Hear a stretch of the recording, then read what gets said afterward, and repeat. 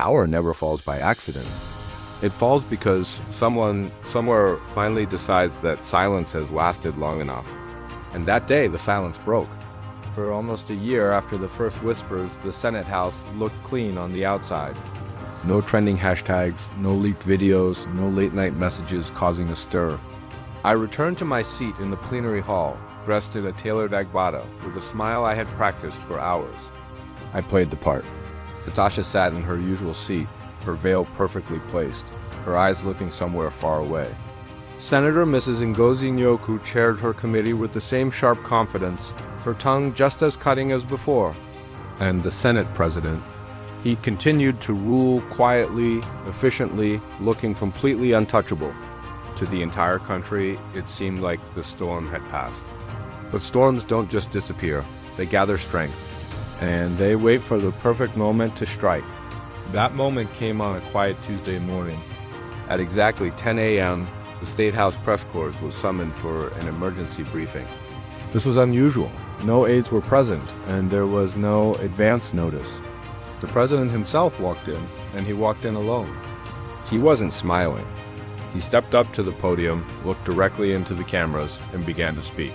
His voice was steady, unwavering. "My fellow Nigerians," he said, "today I am suspending several members of the National Assembly with immediate effect for gross misconduct, abuse of office, and actions that bring shame to our democracy." The room froze. A collective gasp was probably silenced by sheer shock. Then he read the names. Senator Rashid Ibrahim for compromising public projects in exchange for immoral favors. He named him. Then, Senator Katasha Dantata for abuse of office and conduct unbecoming of a lawmaker. Then, Senator Mrs. Ngozi Nyoku for exploitation of power and silencing victims with money. He paused for a moment, letting the weight of those names sink in. And then, the final blow. The Senate President for blackmail, extortion, abuse of authority, and obstruction of justice. The punishment was severe. A 6-month suspension for all of them. No salaries, no privileges. Full ethics investigations were to begin immediately, with the possibility of criminal prosecution depending on the findings. The statement ended as abruptly as it began. The president turned and walked out without taking a single question. By noon, the plenary hall was chaos. And this time, the cameras captured everything. Katasha covered her mouth, silent tears sliding down her face, hidden beneath her veil. Mrs. Ngozi Nyoku shouted, "Witch hunt!" over and over again, her voice cracking with fury until security had to escort her out of the chamber. And the Senate President. He stood up slowly, adjusted his agbada one last time, and walked out without saying a word. But as he passed the cameras, you could see his hands were shaking. I just sat there, frozen in my seat, watching it all unfold. By evening, the entire country was on fire. It was like a dam had broken. The old videos, the ones we thought were buried, resurfaced. Screenshots of private messages circulated like wildfire on social media. Land records were leaked. Hotel receipts magically appeared online. Then came the final nail in the coffin, a 42-page document filled with evidence. It had everything: emails, bank transfer records, sworn statements from hotel staff, and internal memos that proved a pattern of corruption and abuse.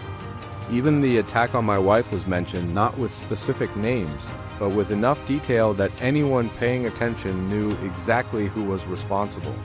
For weeks, Nigeria talked about nothing else. The consequences were quiet, but they were brutal. In my own village, the posters with my face on them were torn down. My mother stopped going to the market because of the whispers and stares. I heard children in the streets singing mocking songs with my name in them. And Amina, she left, permanently. There was no big fight, no dramatic exit, just an absence. One day she was there, the next, she was gone. The fallout hit everyone. Katasha's husband divorced her publicly, a huge scandal in their conservative community. The gates of Kano, her hometown, were metaphorically close to her. She moved into a small, anonymous flat, no driver, no security, just herself. Mrs. Nyoku's husband also filed for divorce. Her own children stopped answering her calls. And the Senate President? He issued a statement announcing his resignation to allow investigations to proceed unhindered, but everyone knew it was over for him. Those 6 months of suspension felt like 60 years. We were barred from entering the National Assembly grounds. Our official phone lines were cut. Our names were scrubbed from committee lists. We were ghosts. One afternoon, near the end of the suspension, I was sitting alone, watching the news. A story came on that made my blood run cold. Aisha's school, the school project that started this entire nightmare, had collapsed during a heavy rainstorm. The contractor, the one connected to all the corruption, had vanished. 2 children died in the collapse. 2 innocent lives gone. I just stared at the screen until my eyes burned, the full weight of our actions crashing down on me. Power had promised us pleasure, influence, and wealth. In the end, all it delivered was punishment. I once believed that politics was about service, about making a difference. I learned far too late that in the dark corners of power, the system feeds on weakness, and weakness always finds a way to present itself. The Senate House looks quieter now. The new senators, the ones who replaced us, they walk more carefully. They watch their steps. They speak in softer tones. They remember our names, and they know a fundamental truth that we learned the hard way. Power is sweet when you have it. It's intoxicating.